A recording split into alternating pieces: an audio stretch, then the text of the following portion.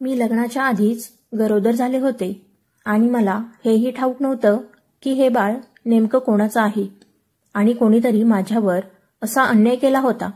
मी फक्त माझ्या आईसोबत राहत होते.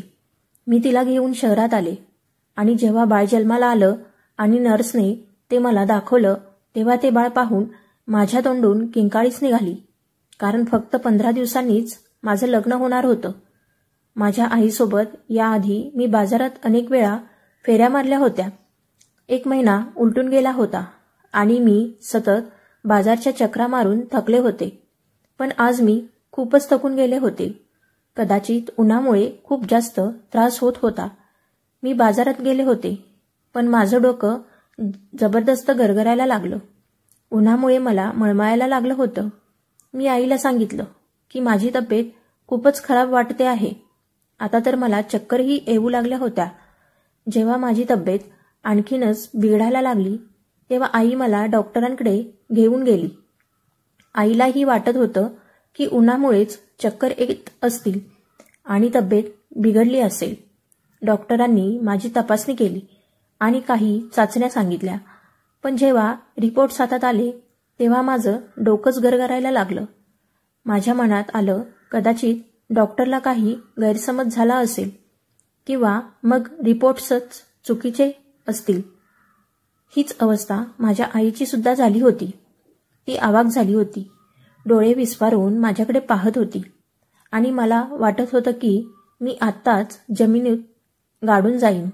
काहीही न करता मी गुन्हेगार ठरले होते. मी कशीबशी स्वतःला सावरत घरी पोहोचले. माझी आईही शांत होती. तिने मला एक शब्दही बोलला नाही. पण घरी येताच ती रडू लागली. ती म्हणाली, सविता, हे तू काय केलंस? कोणाच्या बापाला तू पोटात वाढवते आहेस? आता मी आईला काय उत्तर देणार? मलाच याची माहिती नव्हती. मी कोणावर संशय घेणार? माझ्या घरी तर माझ्या आईखेरीज दुसरं कोणतंही माणूस, विशेषतः पुरुष नव्हता. मी दोन्ही हातांनी माझं गरगरणारं डोकं धरलं.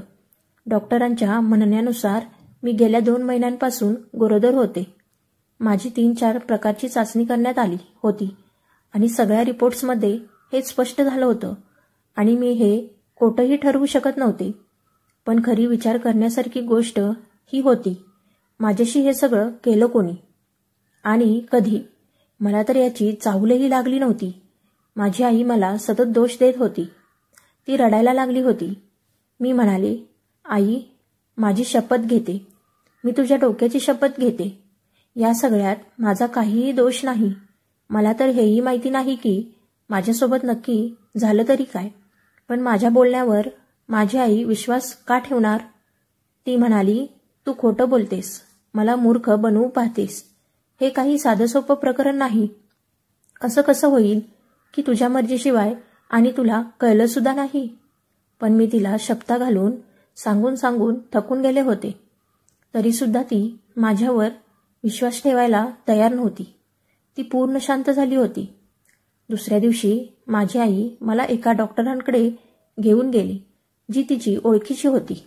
आणि त्या डॉक्टरला विश्वासात घेऊन आई म्हणाली की माझ्या मुलीचा गर्भपात करून टाका, तुमचं खूप उपकार होईल.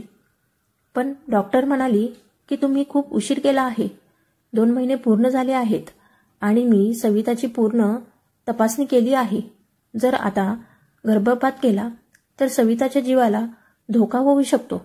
आता या गोष्टीचा काहीही उपयोग नव्हता आणि त्यात वरून लग्नाचाही दिवस जवळ येत चालला होता. माझ्या नवऱ्याला जर हे सगळं कळलं असतं तर त्याने मला बदनाम करून सोडून दिलं असतं. मी माझ्या आईला सांगितलं की मला हे लग्नच करायचं नाही आणि मला यापासून वाचण्याचा एकमेव मार्ग दिसत होता की याआधीच मी लग्नाला नकार देईन. लग्न झाल्यानंतर हे सगळं गुपित कधीतरी माझ्या नवऱ्याला समजलं असतंच तर मग त्याने मला घराबाहेर हाकलून दिलं असतं. त्यापेक्षा हेच बरं की मी आधीच लग्नाला नकार देते. माझी आई म्हणाली, आपण नकार दिला तर त्यांना काय उत्तर देणार? ते लोक कारण विचारतील. लग्नाला फक्त 15 दिवस उरलेत आणि इतक्या कमी वेळात अचानक लग्न रद्द करणं शक्य नाही. आपल्याकडे काही ठोस कारणही नाही. लोकांच्या प्रश्नांना आपण काय उत्तर देणार? मलाही काहीच सुचत नव्हतं की या सगळ्या गोंधळातून बाहेर पडायचा मार्ग काय आहे. ज्याने माझ्यासोबत हा अन्याय केला तो अजूनही माझ्या नजरेपासून लपलेलाच होता. माझं नाव बदनाम व्हावं असं मला कधीच वाटलं नव्हतं. म्हणूनच मी त्या रात्रीच माझं सामान बांधलं आणि दुसऱ्या शहरात मुंबईला निघून गेले. तिथं ना मला कोणी ओळखत होतं ना माझ्या आईला. जरी माझ्या आईने मला स्पष्टपणे सांगितलं होतं की मी माझं घरदार सोडून कुठेही जायचं नाही, तरी माझ्या हट्टापुढे तिला झुकावं लागलं आणि मी तिला घेऊन मुंबईला आले. मी एका चांगल्या कंपनीत नोकरी मिळवली. मी शिकलेली होते, हुशार होते आणि याआधीही नोकरी करत होते. ज्या मुलाशी माझं लग्न ठरलं होतं तो मुलगा माझाच ऑफिसमधला सहकारी होता. त्याने मला ऑफिसमध्ये पाहिलं, मला पसंत केलं आणि मग मला प्रपोज केलं होतं. माझ्या घरी माझ्या आईखेरीज दुसरं कोणीच नव्हतं. जेव्हा मी विकीबद्दल माझ्या आईला सांगितलं तेव्हा तिला त्या नात्यावर कोणताही आक्षेप नव्हता, कारण विकीमध्ये काहीच कमी नव्हती. तोही चांगला शिकलेला होता आणि चांगल्या नोकरीत होता. त्याच्या घरी त्याची आई आणि एक बहीण होती. त्याचं कुटुंब चांगल्या वागणुकीचं, सुशिक्षित आणि सुसंस्कृत होतं. म्हणूनच माझ्या आईने आनंदाने या नात्यासाठी होकार दिला. आणि सर्वात महत्त्वाचं म्हणजे विकीलाही मी आवडत होते, म्हणून त्या नात्यात कुठलीच उणीव वाटली नाही. आणि अशा प्रकारे माझं आणि विकीचं नातं ठरलं. मी असं नाही म्हणत की मला विकीबद्दल काही वेड्यासारखं प्रेम होतं, पण तो खूप चांगला आणि गंभीर स्वभावाचा मुलगा होता. अत्यंत सज्जन देखील होता, कारण त्याने माझ्यासमोर प्रेमाचे दावे करण्याऐवजी थेट मला प्रपोज केलं आणि दुसऱ्याच दिवशी त्याने आपल्या घरून लग्नाचा प्रस्तावही पाठवला. सगळं काही सुरळीत चालू होतं, पण आता मी हे विचार करून वेडी होऊ लागले होते की नक्की असं माझ्यासोबत झालं तरी काय? कोणीतरी माझ्याशी असा अन्याय केला होता, असं पाप केलं होतं आणि मला याची कल्पनाही झाली नाही. ही माझ्या आयुष्यातली एक खूपच विचित्र आणि काळोखी घटना होती, ज्याने माझ्या रात्रीची झोप उडवून टाकली होती. मी सतत माझ्या गेलेल्या आयुष्याचा विचार करत होते आणि अक्षरशः वेडी होऊ लागले होते. पण माझ्या गेलेल्या भूतकाळात असा एकही प्रसंग मला आठवत नव्हता ज्यावरून मी कोणावर संशय घेऊ शकले असते. मी आणि माझी आई रात्रीच्या वेळेस घरातून बाहेर पडलो होतो. कदाचित म्हणूनच दुसऱ्याच दिवशी विकीच्या नंबरवरून माझ्या फोनवर कॉल आला होता. शक्य आहे की त्याला हे जाणून घ्यायचं होतं की मी घरातून का अचानक निघून गेले. पण मी त्याला काय सांगणार? या सगळ्यांबद्दल तर मलाच काहीच माहिती नव्हती. मला हे ठाऊक होतं की विकी कधीच मला अशा परिस्थितीत स्वीकारणार नाही. मी माझा मोबाईल नंबर बदलून टाकला, जुनं सिम काढून तोडून टाकलं. माझं हृदय रक्ताचे अश्रू रडत होतं. माझ्या हसत खेळत जगणाऱ्या आयुष्यात दुःखाचे ढग इतके गडद झाले होते की ते दूर व्हायचं नावच घेत नव्हते. एक क्षण आला की माझ्या मनात आलं, का नाही मी विकीला सगळी खरी गोष्ट सांगते. कदाचित तो माझा त्रास समजून घेईल. पण मग मी गप्प बसली, कारण मला विकीच्या स्वभावाची ओळख होती. एकदा त्याने सहज बोलता बोलता म्हटलं होतं, सविता, मी सगळं काही सहन करू शकतो, पण फसवणूक मात्र कधीही नाही. मी फसवणूक कधीच केली नव्हती, पण तरीही नकळत एक बदनाम स्त्री म्हणून ओळखले जाऊ लागले होते. माझी आईही माझ्या या दुःखामुळे आजारी पडू लागली होती. इथे येऊन मी लोकांना एवढंच सांगितलं होतं की मी लग्न केलं आहे आणि माझा नवरा परदेशात राहतो. माझ्याकडे दुसरा कोणताही पर्यायच नव्हता. मी जर खरे सांगितले असते तर ते ऐकायलाही विचित्र वाटलं असतं आणि सांगायलाही लाज वाटली असती की मला माहितीच नाही की मी कोणत्या पापाला माझ्या शरीरात वाढवते आहे. दिवसागणिक माझी तब्येत बिघडत चालली होती. आता तर मला स्वतःविषयीच घृणा वाटू लागली होती. मी तासनतास रडत बसे, देवासमोर हात जोडून उभी राहत असे आणि त्याला म्हणत असे, हे देवा, असं कोणतं पाप केलं होतं मी ज्याची अशी शिक्षा मला मिळते आहे. आणि दुसरीकडे माझी आईही आता माझ्याशी बोलत नव्हती. त्याआधी ती माझ्यावर जीव ओवाळून टाकायची. मी तिची एकुलती एक मुलगी होते. तिच्या जगण्याचा एकमेव आधार होते. माझे वडील जेव्हा मी 5 वर्षाची होते तेव्हा मला अनाथ करून निघून गेले होते. तेव्हापासून माझ्या आईनेच मला पोटूशी धरून सांभाळून मोठं केलं. माझ्यासाठी तिनं दुसरं लग्नसुद्धा केलं नाही. रूपरंग तर मी आईकडूनच घेतलं होतं. तशाच मोठे बदामी चमकदार डोळे, लांब काळे कमरेवर येणारे केस, दुधासारखी गोरीपान त्वचा बघणाऱ्यांची नजर माझ्यावरून हटतच नसे. कधीकधी तर माझी आईसुद्धा माझ्या सौंदर्यापासून घाबरायची. आईने नेहमीच मला सांगितलं होतं, सविता, काळ खूपच वाईट आहे. त्यात तुझं सौंदर्य ते लपवून ठेव. पण मी नेहमीच तिचं बोलणं हसून टाळायचे. म्हणायचे, आई, तुमची मुलगी काही अशक्त नाही. कोणीही सहज येऊन तुमच्या मुलीची इज्जत लुबाडून जाईल असं नाही. जर कोणीतरी असं काही केलं तर त्याचे डोळेच फोडून टाकीन. आणि आज मी रक्ताचे अश्रू रडत होते. कोणीतरी माझ्या इज्जतीसोबत खेळ करून गेला होता आणि मला त्याची खबरसुद्धा नव्हती. ही कसली परीक्षा होती? कसेबसे दिवस पुढे सरकत होते आणि एक दिवस असा आला की मला हॉस्पिटलमध्ये दाखल व्हावं लागलं. माझ्या बाळाचा बाप कोण आहे हेच मला माहिती नव्हतं. मी कोणाच्या पोटी मुलाला जन्म देणार होते? ना ते प्रेमाचं फळ होतं, ना ते कोणत्या प्रेमभंगाचा परिणाम. ते एक अनुचित अपत्य होतं. आणि हे दुःख फक्त मलाच माहिती होतं की हे दुःख मी कसं सहन करत होते. एक स्त्री कधीही अशा बाळाला जन्म द्यायला तयार होत नाही, ज्याचं रूप पाहून तिला घृणा वाटते. मलाही त्या बाळाप्रती तितकीच घृणा वाटत होती, कारण त्याचमुळे माझं संपूर्ण आयुष्य उद्ध्वस्त झालं होतं. मी ठरवलं होतं की बाळ जन्मताच त्याला अनाथाश्रमात सोपवून टाकेन, कारण मला त्याच्याशी काहीच आपलेपण वाटत नव्हतं. उलट मला त्याच्याशी द्वेषच वाटत होता. त्याने माझं संपूर्ण आयुष्य उद्ध्वस्त केलं होतं. मला माझ्या आईच्या नजरेतच खाली पाहिलं गेलं होतं, इतकं की आता मी स्वतःशी सुद्धा नजर मिळवू शकत नव्हते. 4 तासाच्या असह्य वेदना सहन करून मी एका बाळाला जन्म दिला. पण जेव्हा मी त्या बाळाचं तोंड पाहिलं तेव्हा माझं डोकंच फिरलं. बाळाच्या मानेवर असलेलं ते जन्मजात काळा खून माझ्यावर आभाळ कोसळल्यासारखं होता.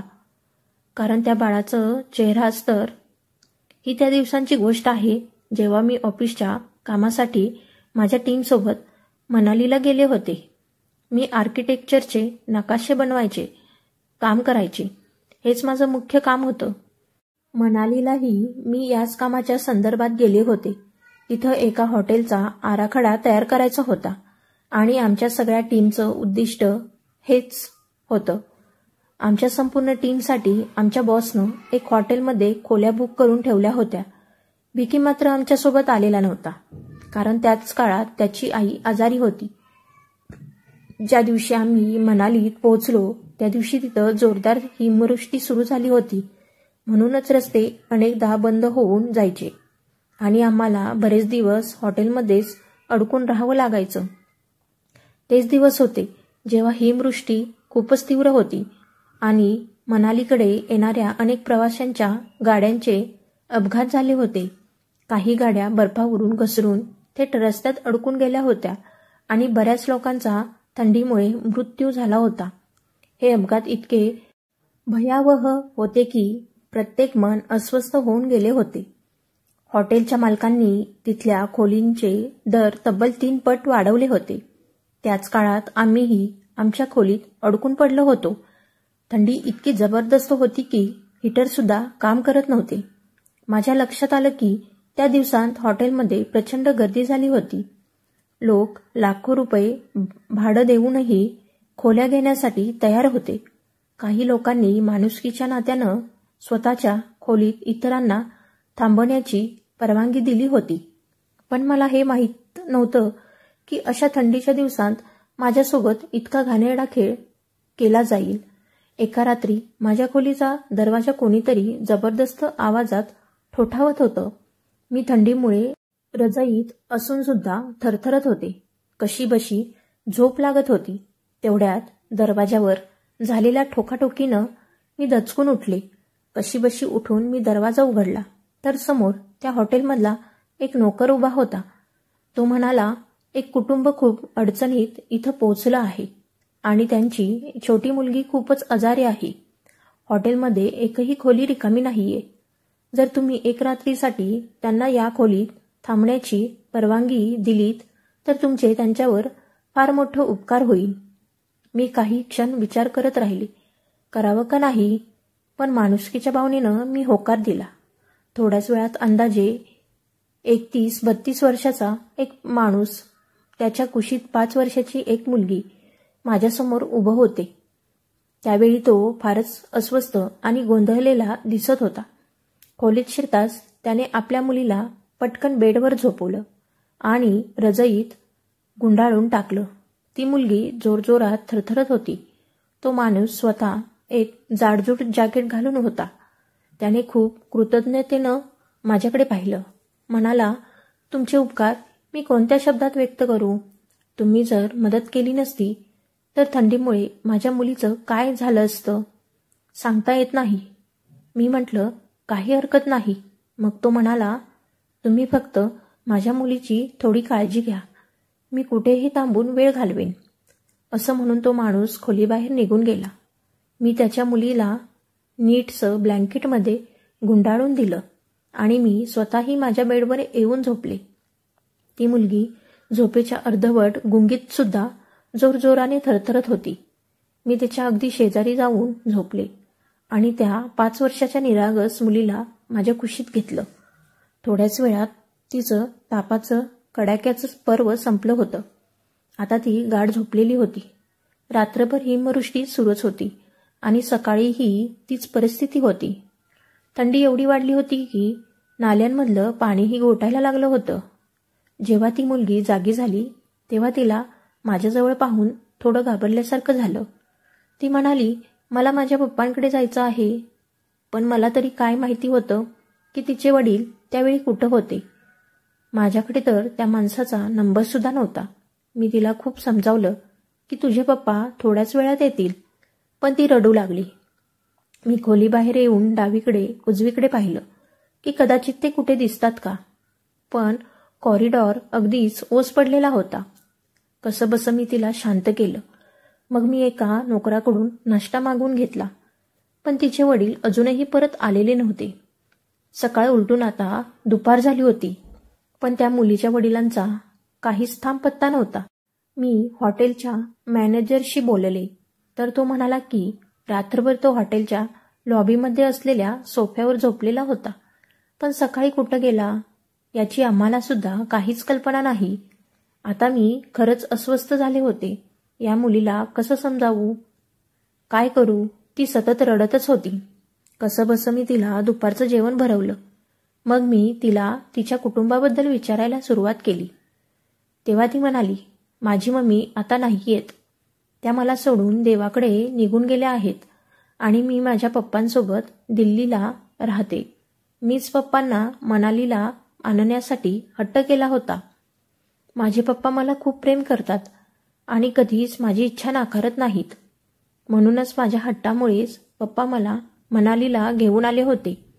पण रस्त्यात बर्फवृष्टीच्या वादळामुळे आमची गाडी अडकली. कसंबसं पप्पा मला उचलून पायीच चालू लागले आणि थंडीमुळे मी बेशुद्ध झाले.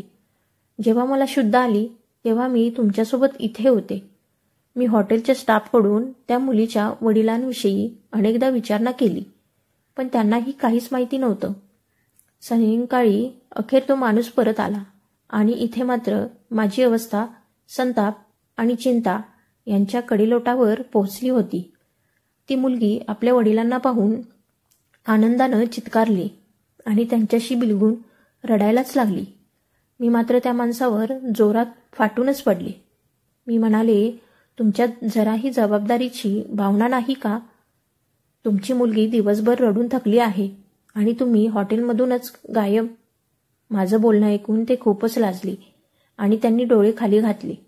ते म्हणाले, मी माफी मागतो, पण सकाळ होताच मला समजलं की रात्रीच्या हिमवादळामुळे अनेक गाड्या बर्फाखाली गाडल्या गेल्या आहेत. आणि बचाव पथक लोकांना मदतीसाठी पोहोचवते. म्हणूनच मीही तिकडे निघून गेलो होतो. खूप लोकांनी आपला जीव गमावला होता, पण अनेकांचे प्राण आमच्या मदतीमुळे वाचले सुद्धा. म्हणूनच मला तिथं इतका वेळ लागला. हे ऐकून माझा सारा राग शांत झाला. तो माणूस एका चांगल्या कार्यासाठीच गेला होता. तो लोकांचे प्राण वाचवण्याचं काम करत होता आणि मी त्याच्यावर एवढा राग काढला. ते म्हणाला, आज रात्री पुन्हा अशाच वादळाची शक्यता वर्तवली आहे. जसं लवकरच रस्ते साफ होतील तसं मी लगेच परत निघून जाईन. तुम्ही माझ्यामुळे खूप त्रास सहन केलात, ते मला सारखं सारखं समजावू लागले. मी म्हणाले, चला, काही हरकत नाही. तुम्ही जे काही केलं ते लोकांचं प्राण वाचवण्यासाठीच केलं. आणि अशा ठिकाणी प्रसंगी जर आपण एकमेकांना साथ दिली नाही तर मग माणुसकीचा काय उपयोग. माझं बोलणं ऐकून ते खूपच निवांत झाले होते. रात्रभर ते माझ्याच खोलीत थांबले. माझ्याविषयी विचारत राहिले आणि स्वतःबद्दलही सांगत राहिले. वेळ कसा तरी घालवायचाच होता ना. तो म्हणाला, माझं प्रेमविवाह झाला होता आणि माझ्या मुलीचा जन्म झाल्यानंतर माझी बायको सतत आजारी पडू लागली होती. माझी मुलगी फक्त 2 वर्षांची होती. तेव्हाच माझी पत्नी मला आणि माझ्या लेकीला एकटं करून निघून गेली. पण त्यानंतर मी कधीच दुसऱ्या कोणालाही माझ्या आयुष्यात येऊ दिलं नाही, कारण मला नेहमीच ही भीती वाटायची की दुसरी स्त्री माझ्या मुलीशी सावत्र वागणूक देईल. संध्याकाळ होताच तो माणूस पुन्हा खोलीबाहेर निघून गेला. तिथं फोनचे सिग्नल्सही अजून बंदच होते. मी माझ्या फोनकडे नजर टाकली तर काही मेसेजेस आले होते. विकी माझी खबरबात विचारत होता आणि माझ्यामुळे खूप चिंतेत होता, कारण मनालीची स्थिती त्यालाही कळली होती. माझी आई सुद्धा फारच अस्वस्थ होती, पण फोनचे सिग्नल फारच कमी येत होते. आमचं एकमेकांशी बोलणं खूपच मर्यादित झालं होतं. मला सगळ्यात जास्त काळजी माझ्या आईची होती, जी माझ्यामुळे खूप त्रासात होती. आई घरी एकटीच होती आणि माझ्यामुळे ती कोणत्या ना कोणत्या मानसिक यातना सहन करत असणार, हे मला पूर्णपणे जाणवत होतं. ती मुलगी कधीच झोपून गेली होती. मी खिडकीचा पडदा थोडा सरकवला. कदाचित फोनचे सिग्नल येतील आणि मी माझ्या आईशी बोलू शकेन. त्या क्षणी हलकी हलकी हिमवृष्टी सुरू झालेली होती, पण सिग्नल अजूनही अगदी क्षीण होते. मी समोर पाहिलं तर थोड्या अंतरावर काही लोक आपापल्या मोबाईलवर बोलत होते. माझ्या मनात आलं, कदाचित तिकडे सिग्नल येत असतील. मीही तिकडे जाऊन माझ्या आईशी थोडंसं का होईना बोलून घ्यावं आणि तिला सांगावं की मी सुरक्षित आहे. किमान ती रात्रीत शांत झोप तरी घेईल, कारण ती माझ्यामुळे फारच अस्वस्थ होती आणि तणावामुळे तिचा BP वाढायचा. तिने तर मला इथे पाठवायलाच नकार दिला होता, पण मला माझी नोकरी गमवायची नव्हती. जेव्हा बॉसनं मला हे काम दिलं तेव्हा ते करणं भागच होतं. मी काही दिवसांसाठीच इथे आले होते, पण या बर्फवृष्टीमुळे इथे अडकून पडले होते. मी माझी गरम शॉल घेतली आणि अंगावर पांघरली आणि खोलीबाहेर पडले. त्यावेळी रात्रीचे 11 वाजले होते. हॉटेलमध्ये शांतता पसरली होती. थंडीमुळे सगळेच लोक आपल्या खोल्यांमध्ये लपून बसले होते. मी हॉटेलच्या लॉबीमध्ये काही अंथरलेल्या गाद्या, पडदे पाहिले. खूप लोक मजबुरीने तिथेच झोपले होते. ती मुलगी जिच्यासोबत मी खोलीत होती, तिचे वडीलही एका कोपऱ्यात झोपलेले दिसत होते. मी त्यांच्याकडे एक नजर टाकली आणि तिथून पुढे निघून गेले. माझं एकच उद्दिष्ट होतं, आईला धीर द्यायचं होता. त्यावेळी सगळीकडे फक्त आणि फक्त हिमवृष्टी चालू होती. मी ज्या शहरातून इथे आले होते तिथे इतकी थंडी नव्हतीच. मला इतकी प्रचंड थंडी सहन करण्याची सवयच नव्हती. मी जाडजूड कपडे घातले होते, तरी अंगात थंडी झिरपत होती. मी मोबाईल ऑन केला, पण अजूनही सिग्नल फारच कमी होते. समोर साधारण 1 मैलावर काही लोक मोबाईलवर बोलताना दिसत होते. मीही हळूहळू तिकडे चालू लागले. मी सतत माझा मोबाईल बघत होते की कुठे सिग्नल मिळतात का, आणि मिळाले की लगेच आईशी बोलून परत जावं. मी बर्फावरून कशीबशी चालत होते. सुमारे अर्ध्या तासानंतर मी त्या जागी पोहोचले जिथे थोडेफार सिग्नल मिळत होते. मी आईचा नंबर डायल केला. त्यावेळी थंडीने माझं संपूर्ण शरीर थरथरत होतं. आईनं फोन उचलला. ती खूपच चिंतेत होती. ती म्हणाली, इथं सतत बातम्या येत आहेत मनालीतल्या परिस्थितीच्या. ऐकून माझं काळीज धडधडतंय. सिग्नल नसल्यामुळे तुझ्याशी संपर्कही होत नव्हता. म्हणूनच खूपच अस्वस्थ होते. मी आईशी बोलतच होते तेवढ्यात बर्फवृष्टी अचानक प्रचंड वेगाने सुरू झाली. अगदी असं वाटू लागलं की बर्फाचे गोळे डोक्यावर कोसळत आहेत. मी तिला म्हटलं, आई आता मी खोलीत परत जाते. बर्फवृष्टी वाढते. मी पटकन फोन बंद केला, खिशात टाकला आणि वेगाने हॉटेलच्या दिशेने धावू लागले. पण बर्फवृष्टीमुळे माझे हातपाय थरथरू लागले. चलणंही अशक्य वाटत होतं. असं वाटत होतं की चेहराच सुन्न झाला आहे. हातपायही बधीर होऊ लागले होते. आता तर श्वास घेणंही कठीण वाटू लागलं होतं. मला एकतर माझ्या खोलीपर्यंत कसंबसं पोहोचायचं होतं, पण एक ठिकाणी माझे पाय बर्फात अडकले. मी स्वतःला खेचून बाहेर काढायचा प्रयत्न करत होते, पण माझे पाय बाहेर येतच नव्हते आणि मग मी बर्फातच चेहऱ्याभरती पडले. बर्फवृष्टीचा जोर अजूनच वाढला होता. हळूहळू मी बर्फात खोल खोल जात होते. असं वाटत होतं की आकाशातून कोसळणारा बर्फ सगळ्या गोष्टींना आपल्या मिठीत सामावून घेतोय. आता तर थंडीमुळे माझ्या हातपायांनी काम करणंच बंद केलं होतं. मी स्वतःला त्या बर्फातून बाहेर काढायचा प्रयत्न करत होते, पण असं वाटत होतं की माझ्या हातपायांमध्ये प्राणच उरलेला नाही. आता थंडी माझ्या सहनशक्तीच्या पलीकडे गेली होती. मी उठायचा प्रयत्न करत होते, पण अपयशी ठरत होते. माझ्या मनात आलं की आता मी माझं आयुष्य गमावणार. जितके लोक आजूबाजूला उभे होते आणि फोनवर बोलत होते त्यांनी बर्फवृष्टी वाढताच आपापल्या जागेकडे पळायला सुरुवात केली होती. आता तिथं कोणाचंही अस्तित्व नव्हतं. फक्त मीच होते, त्या बर्फात अडकलेली आणि पूर्णपणे एकटी. माझ्या मनात आलं की कदाचित माझं आयुष्य इथंच संपणार आहे. मी डोळे बंद केले. माझा श्वास हळूहळू मंदावत चालला होता. थोड्याच वेळात मी बेशुद्ध झाले. जेव्हा मला शुद्ध आली तेव्हा माझं संपूर्ण शरीर आगीसारखं तापत होतं. सगळ्या अंगात वेदना होत होती. दुखण्यातून मी विहळत होते. मी जेमतेम डोळे उघडले तर मी माझ्याच हॉटेलच्या खोलीत होते. ती लहान मुलगी माझ्या शेजारी बसलेली होती आणि माझे हात हलकेच कुरवाळत होती. समोरच्या सोफ्यावर तिचे वडील नजर खाली घालून बसलेले होते. मला वाटलं की मी तर मरून गेले होते. मग मला वाचवलं कोण आणि मी इथं पोचले तरी कशी? मी उठायचा प्रयत्न केला.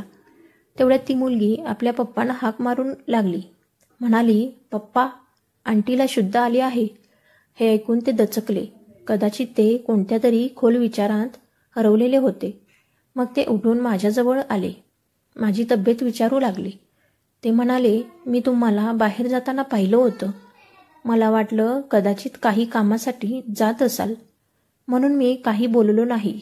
पण खूप वेळ उलटून गेला आणि जेव्हा तुम्ही परतच आला नाहीत तेव्हा मला काळजी वाटू लागली. त्याचवेळी बर्फवृष्टीही वाढत होती म्हणून मी तुम्हाला शोधण्यासाठी बाहेर पडलो. थोडंच पुढं गेल्यावर तुम्ही बर्फावर बेशुद्ध पडलेला आढळला. मी तुम्हाला उचलून खोलीत आणलं. इतकं बोलून तो गप्प झाला. मी त्याची आभारी होते. त्यांनी माझे प्राण वाचवले होते. पण मला हे माहिती नव्हतं की त्या वेळेत त्यांनी माझ्यासोबत नक्की काय केलं होतं.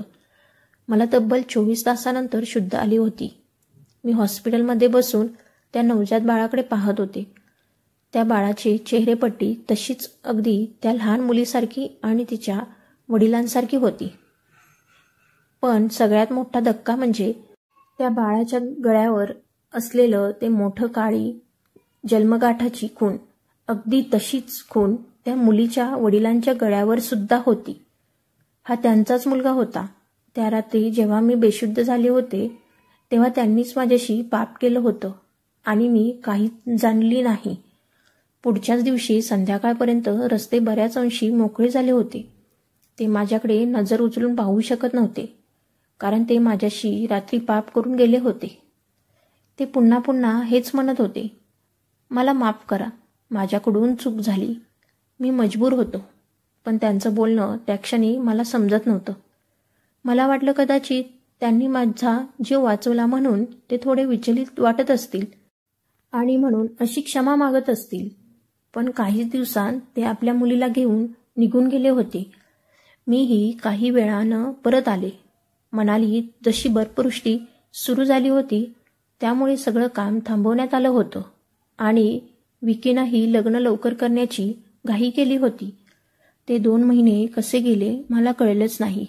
पण आता या मुलाला पाहून सगळं डोळ्यांसमोरून जसं जसं झरायला लागलं. मी हे बाळ पाहून अक्षरशः फुटफुटून रडायला लागले. किती निर्दयी माणूस होता तो. मी त्याला आसरा दिला, त्याच्या मुलीची काळजी घेतली आणि त्याने माझ्या बेशुद्ध अवस्थेचा असा भयानक गैरफायदा घेतला. त्यापेक्षा त्यानं मला तिथंच मरू दिलं असतं तर बरं झालं असतं. कारण ही जीवानंतरची अवस्था ती मृत्यूपेक्षा भयंकर होती. घरी परत आल्यावर मी माझ्या आईला सगळी सत्यकथा सांगून टाकली. मला अजूनही माहीत नाही की तो माणूस नक्की कोण होता, तो कुठे राहत होता. इतकंच काय, त्याचं नावसुद्धा मला माहीत नव्हतं, ज्याच्या बाळाची मी आई झाली होते.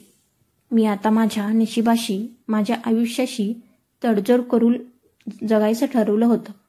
अजूनही माझं बाळ काही महिन्यांचंच होतं. तेव्हाच मी ते आईकडे सोपवलं आणि पुन्हा नोकरी सुरू केली. मी ते बाळ अनाथाश्रमात देऊ शकले नाही. काय सांगता येईल, अखेर 9 महिने मी त्याला पोटात वाढवलं होतं आणि मृत्यूशी 2 हात करून त्याला जन्म दिला होता. तो माझ्या रक्ताचा भाग होता. मी त्याच्यापासून स्वतःला वेगळं करूच शकले नाही. म्हणूनच मी त्याला स्वीकारलं. पण घरही चालवणं गरजेचं होतं. म्हणून त्याला आईकडे सोपवून मी कामावर परत गेले. मला ठाऊक होतं, नशीब पुन्हा एकदा मला त्याच माणसासमोर उभं करणार होतं. एक दिवस असं झालं की मी घरी आले आणि समोरच माझ्या आईसोबत बसलेला तो माणूस दिसला. मी थक्क झाले. त्याची मुलगीही त्याच्यासोबत होती. त्याचं स्वतःचंही रूप फारच बदललेलं, थकलेलं पडलं होतं. माझ्याकडे पाहून तो उभा राहिला. पण गुन्हेगार जसा नजर खाली घालून उभा होता तसाच. मी अजून काही बोलणार तोपर्यंत त्याची मुलगी धावत आली आणि माझ्या गळ्यात बिलगली. ती म्हणाली, आंटी, मी तुम्हाला खूप मिस केलं. मी आणि पप्पांनी खूप शोधलं तुम्हाला, पण तुम्ही कुठेच सापडला नाही. मी तिला काहीच उत्तर दिलं नाही. तेवढ्यात माझी आई माझ्याजवळ आली आणि म्हणाली, या माणसाला आता आपल्या चुकीची जाणीव झाली आहे. तो खूप काळापासून आपल्याला शोधत होता. आता कुठे आपल्याला शोधू शकलाय. तो तुझी माफी मागायचं म्हणतो आणि तुझ्याशी लग्नही करायचं म्हणतो. हे ऐकून मी त्याच्याकडे तिरस्कारी नजरेनं पाहिलं. तो अजूनही नजर खाली घालून गुन्हेगारासारखा माझ्यासमोर उभा होता. मी थरथरत म्हणाले, मी तुमचं काय बिघडलं होतं की तुम्ही माझं संपूर्ण आयुष्य उद्ध्वस्त केलं आणि आता तुम्हाला तुझी चुकी समजली. मला तुमच्याशी काहीही संबंध ठेवायचा नाही. उचला आपलं बाळ आणि निघा इथून, माझ्या घरातून. हे बोलून मी भरून आलेल्या डोळ्यांनी सरळ माझ्या खोलीत निघून गेले. माझ्या आतली सारी सहनशक्ती संपली होती. मी फुटफुटून रडू लागले. विकी कदाचित आता मला बेवफाच समजत असेल, कारण मी त्या माणसामुळे लग्नाच्या काही दिवस आधी काहीही न सांगता घर सोडून गेले होते. त्याच्या नजरेत मी एक विश्वासघातकी स्त्री झाले होते. तेवढ्यात तो माणूस माझ्या खोलीत आला. तो म्हणाला, सविता, एकदा माझं म्हणणं तरी ऐकून घ्या. जर तुम्हाला वाटलं की माझी चूक आहे तर हवी ती शिक्षा द्या. मी तक्रारही करणार नाही. त्याच्या डोळ्यांतही पाणी होतं. तो माझ्यासमोर येऊन बसला. मी डोळे पुसले, कारण त्याच्यासमोर मला कमकुवत वाटायचं नव्हतं. तो पुढे म्हणाला, त्या रात्री जेव्हा मी तुम्हाला बेशुद्ध अवस्थेत खोलीत आणलं तेव्हा थंडीमुळे तुमचं संपूर्ण शरीर निळसर पडलेलं होतं. तुमचा जीव वाचवण्याचा माझ्याकडे एकच मार्ग होता, नाहीतर तुम्ही तेथेच प्राण सोडला असता आणि मी तुम्हाला माझ्या डोळ्यासमोरून मरू देऊ शकत नव्हतो, कारण तुम्ही माझ्यावर फार मोठं उपकार केले होते. माझ्या मुलीचं प्राण वाचवले होते आणि मी ज्यामुळे माझी लेक जिवंत आहे त्याला माझ्यासमोर मरू देणं मला कधीच पटलं नसतं. मी काहीही करून तुम्हाला वाचवायचं ठरवलं होतं. जर माझ्याकडे दुसरा काही मार्ग असता तुमचा जीव वाचवण्यासाठी तर मी असं काहीही कधीच केलं नसतं. मी आधी तुमच्या शरीराला ऊब देण्यासाठी सगळी शक्य ती मदत केली होती. तो पुढे बोलत राहिला. मी तुमच्या हातांना कुरवाळलं, पायांच्या तळव्यांना चोळलं, पण तुमच्या शरीरात उष्णता निर्माणच होत नव्हती. शेवटी माझ्याकडे शेवटचा पर्याय उरला होता, माझ्या शरीराची उष्णता तुम्हाला देण्याचा. सविता, कृपया माझ्यावर विश्वास ठेवा. जेव्हा मी तुमच्यावरून कपडे काढले तेव्हा माझे डोळे मी घट्ट बंद केले होते. माझ्या मनात काहीही चुकीचा विचार नव्हता. माझं एकच उद्दिष्ट होतं, तुमचा जीव वाचवायचा. पण कसं झालं, कुठला तो क्षण होता की मी तुमचं रक्षण करत करत स्वतःवरचं नियंत्रण गमावलं आणि ते सगळं घडलं जे घडायला नको होतं. सकाळी जेव्हा मला भान आलं तेव्हा मला प्रचंड लाज वाटत होती. तरीही मी धाडस करून तुम्हाला काहीच सांगू शकलो नाही आणि तसंच तिथून निघून गेलो. पण या अपराधाच्या जाणीवेनं मला एक क्षणही चैनानं जगून दिलं नाही. मी तुम्हाला खूप शोधलं. हॉटेलमधून तुमचं ऑफिस शोधलं, तिथून पत्ता मिळवला, तुमच्या घरीसुद्धा आलो. तेव्हा समजलं तुमचं लग्न ठरलं आहे. माझ्या मनात आलं तुमचं लग्न होईल, तुम्ही तुमच्या आयुष्यात आनंदी राहशीला. मी तुम्हाला पुन्हा त्रास देणं योग्य वाटलं नाही म्हणून निघून गेलो. पण काही दिवसांपूर्वी मी तुम्हाला एका मित्रासोबत पाहिलं. माहिती मिळाली की तुमचा एका मुलगाही आहे आणि नवरा परदेशात असतो. हे ऐकून मला वाटलं तुम्ही खुश आहे, एक सुंदर मूल आहे आणि संसार सुरू आहे. पण तरीही मी माझ्या गुन्ह्याबद्दल माफी मागण्यासाठी इथं आले. जेव्हा तुमच्या आईकडून खरी गोष्ट कळली तेव्हा मला खोल दुःख झालं की माझ्यामुळे तुमचं आयुष्य एवढं बदलून गेलं, तुमच्या मनावर एवढं दुःख कोरलं गेलं. सविता, मला माफ करा आणि कृपया माझ्याशी लग्न करा. मी आयुष्यभर माझ्या गुन्ह्याची शिक्षा स्वतःला देत राहीन. पण मला एक संधी द्या की मी तुमच्यासमोर डोळ्यात डोळे घालून उभा राहू शकेन. सविताजी, काही गोष्ट मला मजबुरीने करावी लागली. ती मी आधीच करून बसलो होतो. तो फार रडत होता, हात जोडून हुंदके देत माझ्यासमोर उभा होता आणि मी जर हो किंवा नाही काहीही न म्हणाले असते तरी मीही काय वेगळं करू शकले असते. मी त्याचे जोडलेले हात धरले आणि त्याला माफ केलं. खूपच साध्या पद्धतीने आमचं लग्न झालं. आता मी त्याची पत्नी बनवून त्याच्या घरी आले. लग्नानंतर त्यानं मला इतकं प्रेम दिलं की मी माझ्या सगळ्या वेदना, सगळं दुःख मागे टाकून दिलं.